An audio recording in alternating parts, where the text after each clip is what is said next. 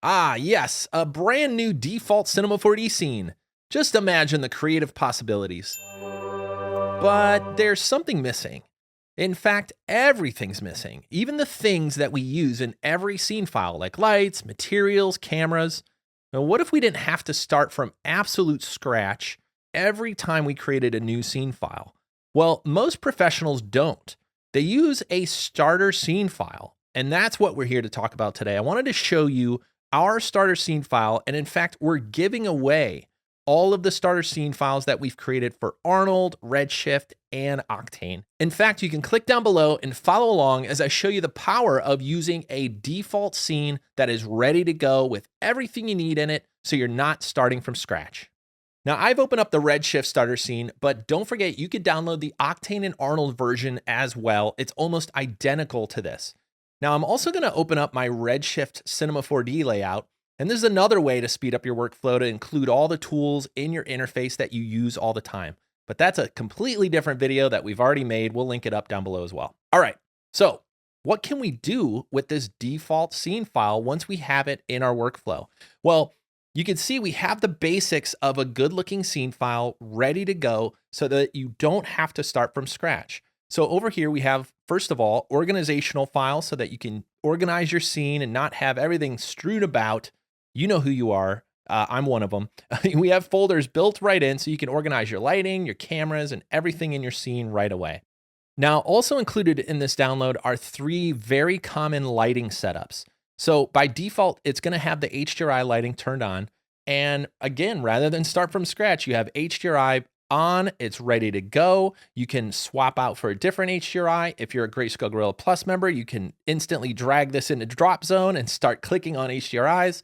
It is super useful, and I'm using HDRIs all the time, so this one's on by default. But there's 2 more lighting setups included. I'm going to hold down Option on my keyboard and turn off the HDRI lighting and turn on GoBo lighting.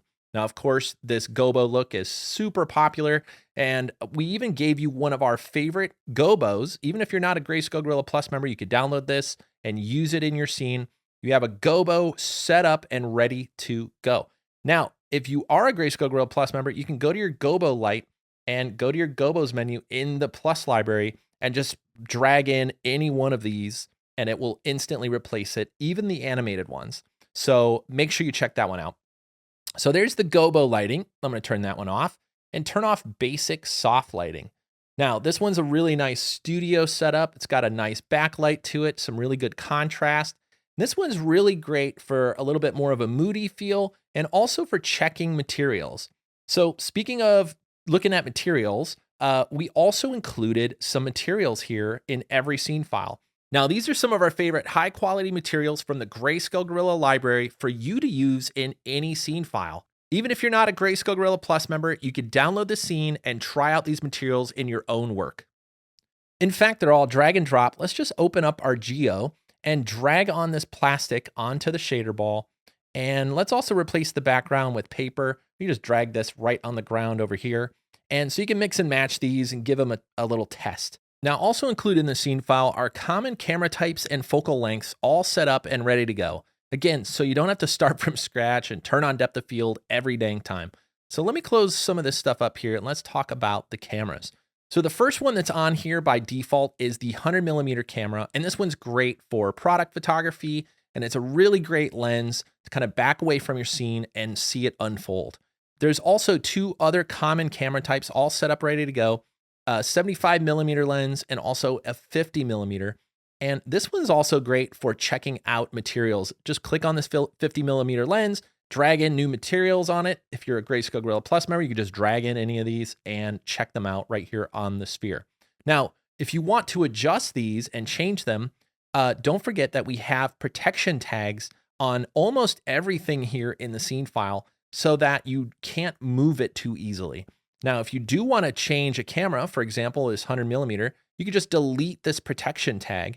And then once the protection tag is deleted, you can move around your object, reframe it, and set up the scene the way that you want. Now, these are some of the most common camera types and lighting setups, but if you have your own custom setup, highly encourage you to add it to the system, save it as another default scene file, open that one, and you're all set and ready to go for your next scene file. In fact, I do this all the time. Let me revert back to the original scene file. I'm just going to revert back and say yes.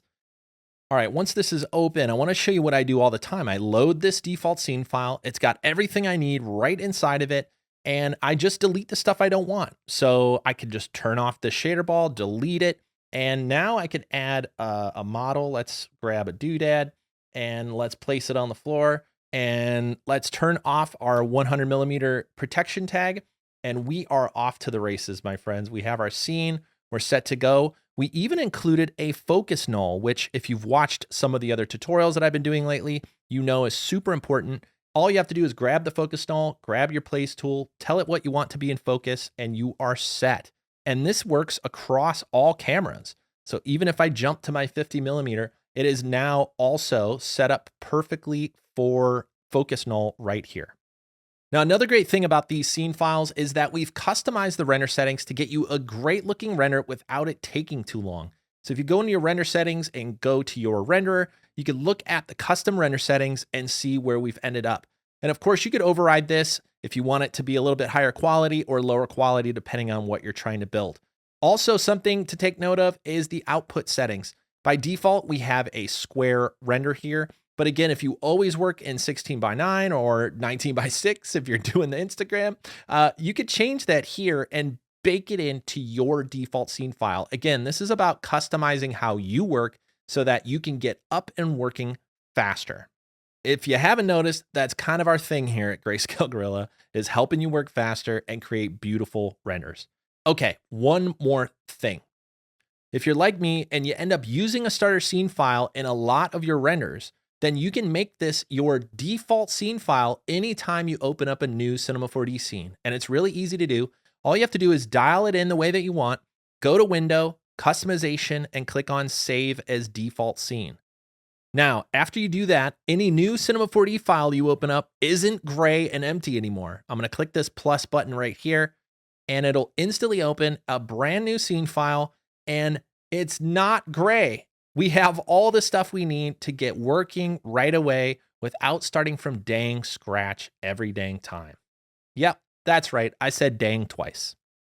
So that's it. That's the default scene file. Look for this in tutorials coming up soon.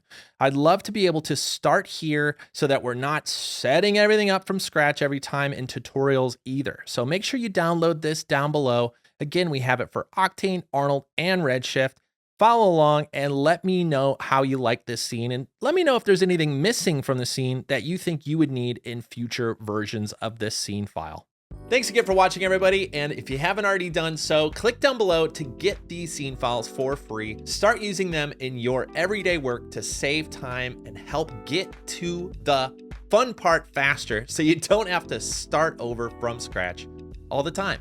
In fact, I think you'll be seeing these scene files in some of the tutorials we have coming up so that we can get right to it and not have to set up our scene every time. So click down below. We'll see you in the next video really soon. That was exciting. Bye, everyone.